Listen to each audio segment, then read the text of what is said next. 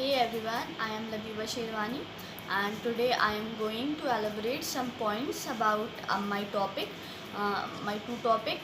First one is communication tips for speakers and listeners, and second one is discussing difficult topics effectively. तो जो पहला topic है हमारा पहला जो टॉपिक है हमारा कि tips for speakers and listeners, communication tips basically.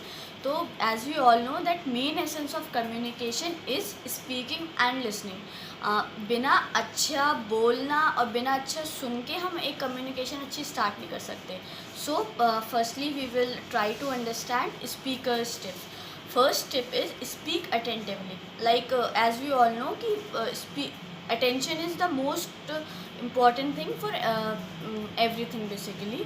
चाहे आप उसे किसी एक्टिविटी में ले लें या आप कम्युनिकेशन में ले लें या किसी चीज़ में. अब हम यहाँ बात कर रहे हैं हम कम्युनिकेशन की, तो अटेंशन बहुत ज़रूरी है. अगर आप किसी से बोल रहे हैं तो अगर आपका ध्यान उसकी तरफ नहीं है तो ऑब्वियस सी बात है कि वो आपकी बात में बिल्कुल भी इंटरेस्टेड नहीं होगा, ना ही वो मतलब उस बात को समझ सकेगा. So it is very important to speak attentively rather than watching here and there. And our second tip is phrase meaningful questions, which means like we can ask questions like which have answers in yes or no. तो इससे अच्छा है कि हम इस तरीके के questions पूछें जिसमें थोड़ा सा जो हमारे साथ बात कर रहा है वो अपने आप को डिस्क्राइब कर सके, क्योंकि बिना डिस्क्राइब करे ना तो हम उसके परसेप्शन जान सकते हैं ना हम उसके व्यूज़ जान सकते हैं. सिर्फ एक हाँ या ना में जवाब लेने से एक कम्युनिकेशन सक्सेसफुल नहीं हो सकती. Okay, and third one is our avoid monologues, which means to avoid lengthy lectures. For जाहिर सी बात है हर किसी को भी not everyone likes lengthy lectures and so just avoid that. Okay, and third one is accept silence. अगर कोई इंसान non stop 1 घंटे तक बोलता रहे और उसके सामने वाला एक बात भी ना समझ पाए तो वो मेरे नज़र में ज़ीरो है, क्योंकि जाहिर सी बात है हमारा मेन एसेंस क्या होता है, सामने वाले को समझाना. ठीक है, तो इस वजह से अगर हम बीच बीच में अपने मान ले बहुत बड़ा सा कम्युनिकेशन है, बहुत बड़ा सा हम कुछ समझा रहे हैं किसी को, तो उसके बीच बीच में साइलेंस क्रिएट करिए सो दैट जो सामने वाला हमें सुन रहा है वो हमें समझ सके, जो हमने बोला है उसे प्रोसेस कर सके और अपने माइंड में उसे एब्जॉर्ब कर सके. ओके, नाउ अब बोलना हो गया, अब हम समझते हैं लिसनिंग स्किल्स. सो ऑब्वियसली जिस तरह एक स्पीक अटेंटिवली था, उसी तरह एक हमारी टिप है लिसनिंग अटेंटिवली. जाहिर सी बात है अगर हमारा ध्यान इधर उधर होगा तो हम जो सुन रहे हैं उसको समझ नहीं सकते. और सुनने इम्पॉर्टेंट नहीं है, सुनने के साथ साथ समझना भी इम्पॉर्टेंट है. So this tip is listen attentively. And second one is don't interrupt. For example अगर मैं कोई चीज़ आप किसी को बता रही हूँ, वो मुझे बीच बीच में इंटरप्ट करता रहेगा, ऑब्वियस सी बात है मैं ना तो पूरा उसे बता पाऊँगी ना वो मेरे पूरे बताने का मतलब समझ पाएगा.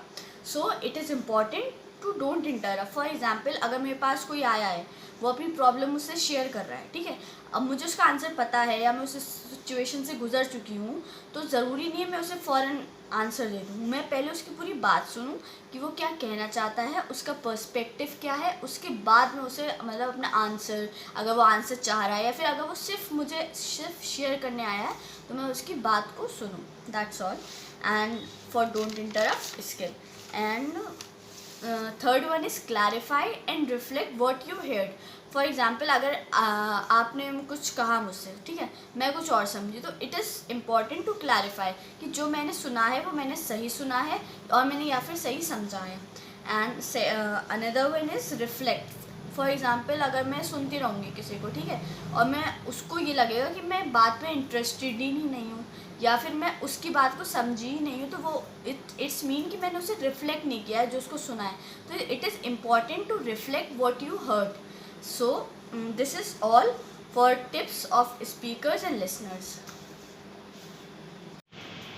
Our second topic is discussing difficult topics effectively. हमने जैसे कि पहले समझा about tips for listeners and speakers communication के बारे में, तो उसी का एक पार्ट कह सकते हैं, या ये कह सकते हैं कि उसी से ये टॉपिक जुड़ा हुआ है, क्योंकि ऑब्वियसली जब हम एक कम्युनिकेशन स्टार्ट करेंगे तभी हम कोई चीज़ डिस्कस कर सकते हैं, क्योंकि डिस्कशन में स्पीकिंग और लिसनिंग दोनों इन्वॉल्व होती हैं, एंड बेसिकली अच्छी स्पीकिंग और एक अच्छी लिसनिंग से ही एक अच्छा डिस्कशन क्रिएट हो सकता है, वरना तो वहाँ आर्ग्यूमेंट्स क्रिएट होंगे अपार्ट फ्रॉम डिस्कशन। सो जो हमारे डिफ़िकल्ट टॉपिक्स हैं तो उनके डिस्कशन के लिए हमें कुछ बातें अपने दिमाग मतलब जहन में रखनी चाहिए, ताकि वो चीज़ इफ़ेक्टिवली स्मूथली रन कर सके।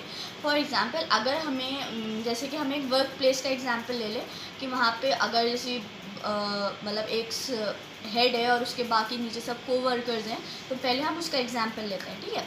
तो जैसे कि मान लीजिए एक वर्कर है, उसे एक डिस्कशन करना है अपने कलीग्स के साथ, तो वो एक मतलब उन्हें एक आइडिया लेना चाहिए, like give the coworkers a head up. So मतलब उनको उनके ऊपर एक सरप्राइज़ नहीं हमें क्रिएट करना चाहिए कि मतलब जैसे फॉर एग्जांपल अगर अभी हमें मीटिंग स्टार्ट करनी है तो हम अभी उन्हें बुलाएं और मीटिंग, क्योंकि कोई भी ना तो प्रिपेयर होगा ना किसी को पता होगा कि किस बारे में हमें डिस्कशन करना है। So it is important to inform them prior from meeting और anything you are discussing.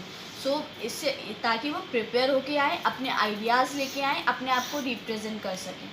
So, and our second part of or second point for this is hold a conversation in private or place. Like अगर आप कोई important चीज़ discuss कर रहे हैं और मुसलसल हर जगह से आपको साउंड्स आ रहे हैं, तो ना तो आप कंसंट्रेट कर पाएंगे, और अगर कोई आप टॉपिक ऐसा है जो डिफ़िकल्ट है उसे आप कर रहे हो, उसे समझने की कोशिश कर रहे हैं, तो बाहर से इंटरप्शंस होंगे तो आप वो चीज़ नहीं समझ सकते।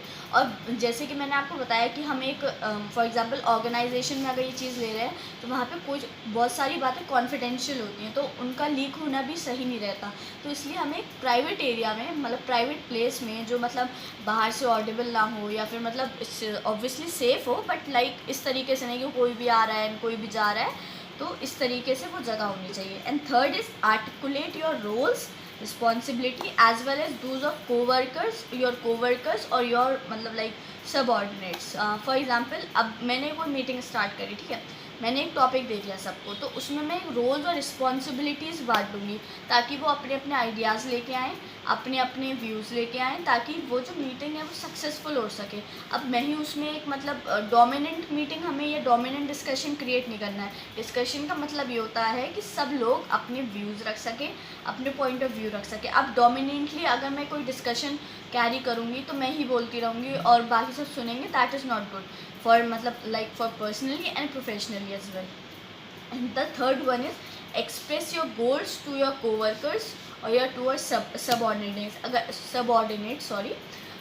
अगर कोई आप मीटिंग डिस्कशन मतलब स्टार्ट कर रहे हैं, ठीक है, उस जाहिर सी बात है वो डिस्कशन किसी चीज़ पे बेस होगा, ठीक है, तो आपको जिस चीज़ पर वो डिस्कशन बेस है उस चीज़ को मतलब अपने जो कोवर्कर्स हैं या जो अपने वर्कर्स हैं उनके सामने रखना है कि इसका गोल क्या है, ये क्यों हो रहा है, मतलब एवरीथिंग। ऑब्वियसली अगर हम कहीं भी जाएंगे, हमारे दिमाग में कोई चीज़ नहीं होगी तो हम उस चीज़ को अच्छे से डिफ़ाइन नहीं कर सकेंगे। अगर हमने उनके जहन में ये चीज़ डाल दी कि मतलब हम मीटिंग इसलिए कर रहे हैं, ये डिस्कशन इसलिए है, इस डिस्कशन से ये फ़ायदा होगा, तो उनके लिए भी बेहतर होगा और हमारे लिए भी।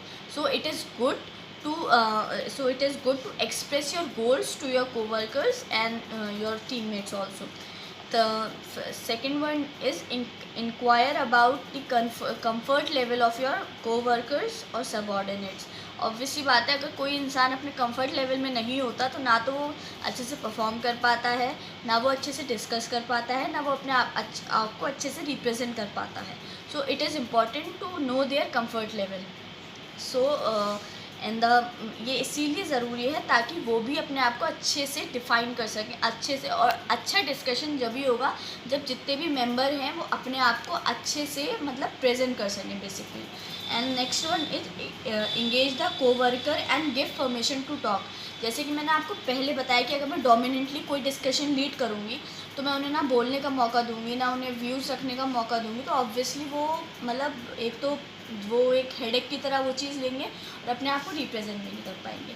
इसीलिए ये इम्पॉर्टेंट है कि हम डोमिनेंटली डिस्कशन लीड ना करें। अगर हम एक ऑर्गेनाइजेशन की तरह लेके बात करें या फिर हम नॉर्मली भी अगर कोई डिस्कशन लेते हैं उसमें हम ही बोलते रहेंगे, सामने वाला नहीं बोलेगा, तो ना हम उसके बारे में जान पाएंगे। अव्वल तो वो डिस्कशन ही रहेगा, क्योंकि डिस्कशन का मतलब होता है दो लोगों में या more than two peoples good speaking, good basically a good communication about their views, their perspectives. Engage the co-worker and give the permission to talk. This we have completed.